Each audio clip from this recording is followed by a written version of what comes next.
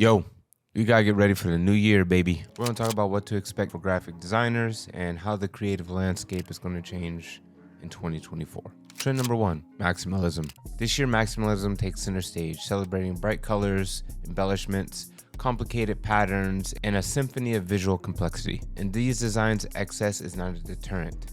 Maximalism bucks back against minimalism, which has been the reigning champion for years, and allows us to really express ourselves unapologetically. You can see a lot of designers using this as an opportunity to juxtapose digital work with physical work, printing out designs, cutting them up, creating new compositions, re-uploading them, and editing them in whatever their favorite software is. And I can already see it coming into a lot of marketing campaigns in the future. Number 2, utilitarian minimalism. Minimalism has been the champion for a lot of brands for a long time. This style introduces a nuanced perspective, an artful curation of what stays and what goes. White space, which once was a minimalist sanctuary, now takes a back seat as a supporting role and makes way for commanding text, bright colors, and graphics. It's like minimalism, but with a touch more personality. I see this a lot in UI UX designs. A lot of product designers have been using this for apps and mobile-friendly websites, and I've honestly been loving the experience.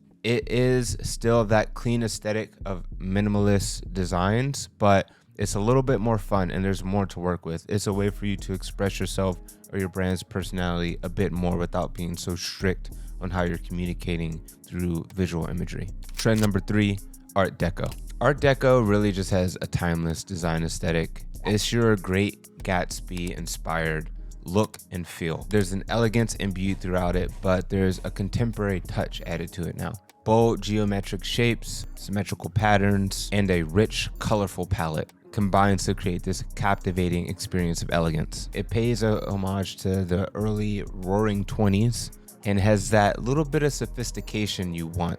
Where the Art Deco movement or trend is really shining is its focus on craftsmanship and ornate detailing. With the shivering metallics and lavish motifs, it gives this nice glamour feel. This is going to be really awesome for skin and beauty, fashion, jewelry. I see this being used a lot in marketing campaigns, especially on social media and within email. This trend just screams luxury, honestly. Trend number 4, nostalgic and retro designs. All right, so this one I really kind of broke up into a couple little options here because there is a lot of nostalgia imbued within design recently, but it's kind of going through the 80s, 90s, and the 2000s. We're creatures of habit, so it's really typical for us to revisit times of past and resurrect these iconic styles of the 80s and 90s and 2000s, especially the Y2K era. I mean, that trend has not stopped going hard since like 2020. And what I've been seeing the most is this revisit to 90s graphic design, grunge, ska, flannel shirts, dial-up internet. 90s graphic design trends are bringing back that rebellious spirit of the decade, which I love because I'm a 90s kid and it's right up my alley. But we also got 80s design trends starting to show up as well. Neon lit, extravagant compositions, geometric shapes interwoven between bright color palettes and pixel art is super eclectic, especially in the typography that's being used to define this really transformative era in our past.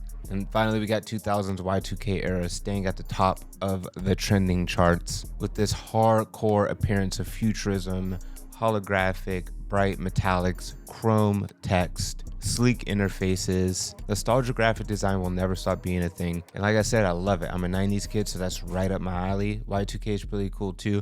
80s, I'm not really digging, but it's a trend, so I put it in here. Trend number 5, Neo Brutalism. I saved the best for last. This is one I really resonate with. Raw, rugged, unpolished aesthetic. I mean, this trend has a piece of all 4 of the other trends I mentioned. With its distinctive style, it seamlessly blends together different elements from the various categories preceding it. It exudes anti-design. It's the first thing you think about when you talk about experimental design. It passionately breaks safe design trends in normality, not without employing a bit of the design fundamentals and following principles that we all know make a good composition. In a bit, it's like controlled chaos. You know where to break it, where we're pushing things to the bleeding edge just to see how far we can go until it's entirely broken. At its core, brutalism embraces exposed materials, grunge aesthetics, and an array of textures and gradient mapping, duotones, loud, grain, noise, and other elements that just invoke a sense of deterioration.